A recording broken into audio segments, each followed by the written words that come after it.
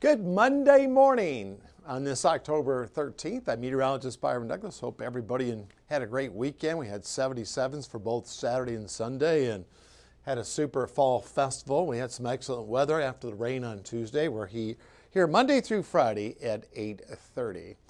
Well, we're going to have some pattern changes at the end of the week. A cold front's on the way. In the meantime, we're going to have some mild weather. We're going to trade about 8, 9, up to 10 degrees above average. So generally, we're going to be free from any rain. All the showers are out in Missouri right now, up through western Illinois. But kind of an opening, what I call POPs, probability precipitation, Saturday afternoon into Saturday night into Sunday. There's a chance our next system could hold off until Saturday night. And then we'll be dealing with some cooler temps as we go into next week. I grabbed this full. Good morning to you guys. So shout out a few folks. The pollen counts are down a little bit, but ragweed, I checked, is still running high out there. So hopefully getting through this part of the season all right. No frost in sight as of yet. Oslin, good morning to you. Yes, I appreciate you folks tuning in here bright and early. And let's take a look at Doppler radar here. Nothing on the board here currently. And all our showers are out to our west, out in Missouri, about Quincy, Illinois.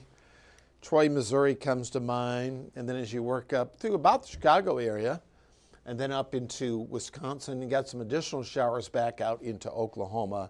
And those showers will stay perched out to our west as we go through the day. We're in our fog season. We had some fog around this morning. Had visibility down to 1 to 2 miles across portions of the viewing area. It has improved. Huntingburg marginal at 5 miles there at the Huntingburg Airport. And let's run down October so far. There's the pair of 7s we had over the weekend for Saturday and Sunday. The coolest day was back on the 10th when we had a 69 for a high and had the record rainfall for the 7th of October back on the 7th, knocking out 2.15 from 2000. On Monday, I do like to show the outlooks. I'm doing the 6 and 10 day outlooks, but even some of the outlooks from NOAA headed out through the end of the month, we're trending above normal as far as our temperatures are concerned. Will be discernible this week. And then as far as precipitation, we do have a change here. We're solid green. We're going to be above average. This is what is anticipated. It's an outlook. It's not a locked-in forecast.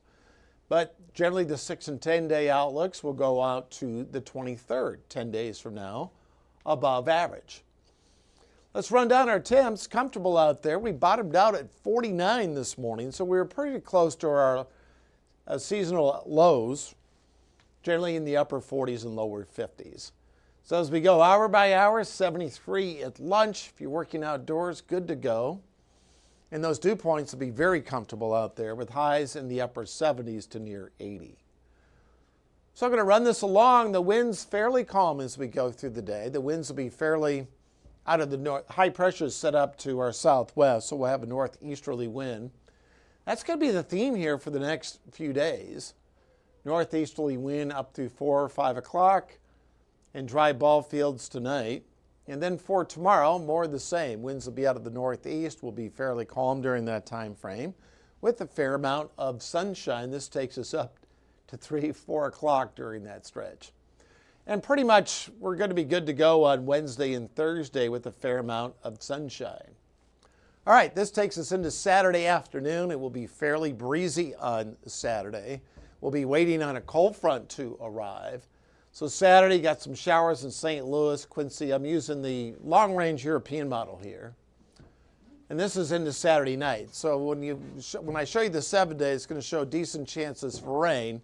But there's a case to be made. This could hold off until Saturday night and then overnight into the pre-dawn hours. No alert days as of yet, but there's enough energy where we could see some thunderstorms mixing in during that time frame.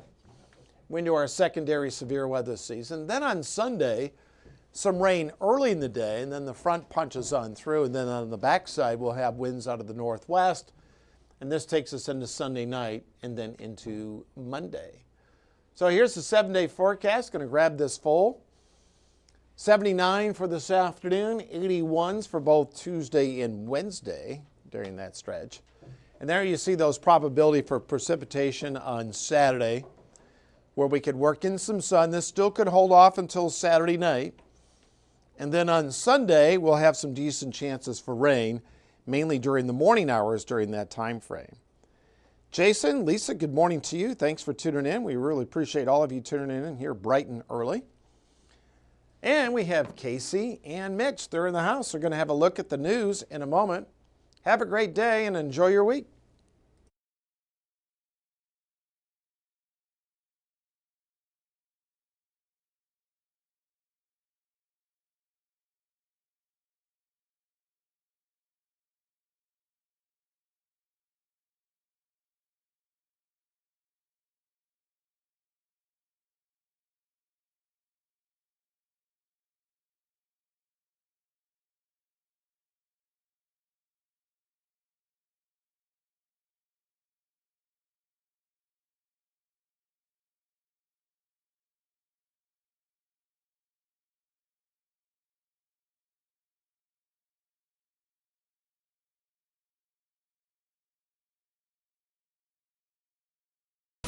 By watching the 14 First Alert streaming shows on your favorite streaming devices.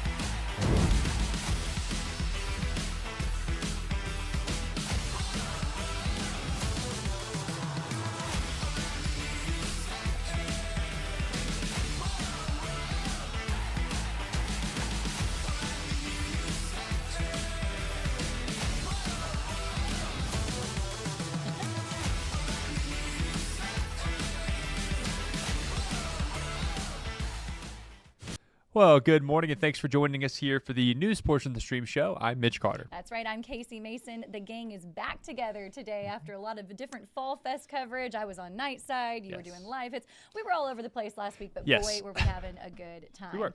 I do regret all the fried foods, so we're going to have to work that off this week. But no, it was such a good time. Overall, big success, and that's kind of the theme of today's stream. Pulled a couple stories for you from just some Fall Fest recaps and a couple things folks want to know about, including this next one here. A lot of people wondering. That's right. The Fall Festival Half Pot, of course, hit a record this year, and now one lucky person is waking up as a millionaire.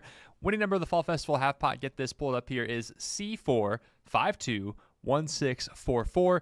This year's total was just over $2.6 million. Once again, a record there for the West Side Nut Club Fall Festival Half Pot. So check those tickets. If you have the winning number, you can call them there and get that kind of worked out with the Nut Club. Your next steps, see if somebody comes forward this year. They stay anonymous. And of course, if you're watching us this morning, you're one of our 13 viewers, we're your pals. That's right. Yeah, come on. Don't forget us. Pull your folks. That's right. We need 1.6 million streamers. Yeah. Don't forget No, your good friends, ya. Casey, Mitch, and Byron. We take care of you guys. We're here for you. We are here for you. I know. I noticed we were all three at work today, so I Yeah, guess unfortunately. no Yeah. one's keeping anything from you, right? No. All right. Of course, Fall Fest was overall a huge success. With not only the half pot number climbing up like it did, but just overall everything went smooth this year. I think the Nut Clubbers were really proud of the success. It's just a great tradition right in our very own backyard. Yeah. This is kind of cool. We wanted to talk about this. It's the cleanup process. Of course, the Fall Fest has to come to an end eventually. And on Sunday, that's where Cruise, they do that big job there of getting West Franklin Street cleaned up. And our Gabe Pontones, our reporter here at 14 News, actually got to speak to Cruise about the cleanup process and give us a little story here on how all of that takes place. Take a look. That's right. After a week of excitement, Cruise spent the day cleaning up the mess, and they were fast with it. Just hours after cleanup began, it looked like the past week had never even happened. After 6 days of fun and a final half pot total of over $2.5 million, it's time to clean up the mess. Officials say that when all was said and done, many booths reported record sales, and those record amounts will be going to various organizations in the tri-state. Now those booths are gone, hooked up to trailers with street sweepers taking their place. Stan Hart, a vendor for St. Matthew's Church, helped move their trailer for over 20 years. It comes and goes. It's a little tough sometimes, depending on the number of people and that kind of thing. But it goes, most of the time it's smooth. Officials say around 300 active Westside Nut Club members, as well as about 100 other honorary members, all aided in the cleanup process. All those hands making short work of all the tasks necessary to clean up a 6-square block area around Franklin Street. Officials say it could not be possible without the help of those involved, and the teamwork they see is inspiring. We've reseeded every piece of grass, we've replanted every flower, we've washed every sidewalk, every storefront, all the streets, and we've run 6 blocks north and south, east and west to pick up trash, and it's just amazing to see the guys come together. Now, officials say it's time to look towards next year. In the coming months, Nut Club officials say they will put their heads together to bring new things to the over century-long tradition. They say the new wristband system for the rides was a huge success, and they will look to add more changes next year and the years ahead. And we're always going to challenge the status quo. We've obviously been doing this for 104 years, so we don't want to break what's not broken, but we always want to make sure we can do something new, something better. Officials say they want to leave Franklin Street and the surrounding area cleaner than it was before the festival began. As for next year, they say the first official meeting for next year's festival is next week. And of course, here we can't forget to mention the annual parade out there, Casey. I mean, hundreds of folks, watchers, and moved down West Franklin Street on Saturday, including some members of our 14 News crew who walked in that as well. And you can't forget our very own Mike Blake, a legend here at 14 News, 55 years at WFIE, was the Grand Marshal on Saturday. Last time he was Grand Marshal was back in 1992, so he was back to run it up again. And of course, dozens of other groups also participated in that parade there, always kind of a community favorite. There's Rob Miles and our very own Byron Douglas there, meeting the fans, hanging out, so always a very, very cool thing. Definitely. Of course, also to mention, I found this out when I was down there Friday night, that the Westside Nut Club, how cool is this? They actually gave Mike Blake, he's an honorary Nut Club right now, and they gave him one of those Little iconic straw hats. Oh, yeah. Yes. It's so, congrats to you, Mike Blake. Because I even asked, I go, what do I got to do to get one of those hats someday?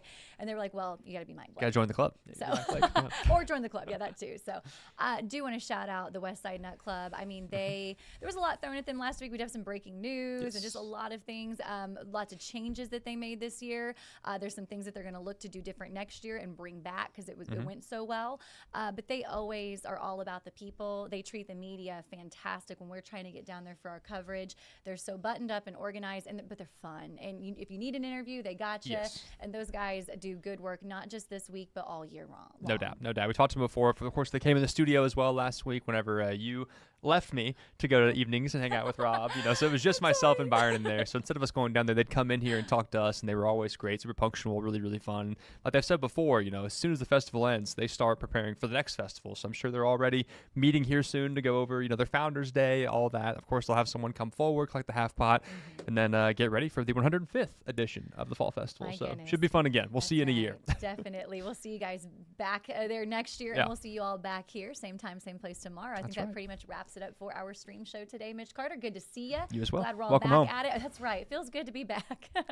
All right, you guys have a great rest of your day. We'll see you tomorrow.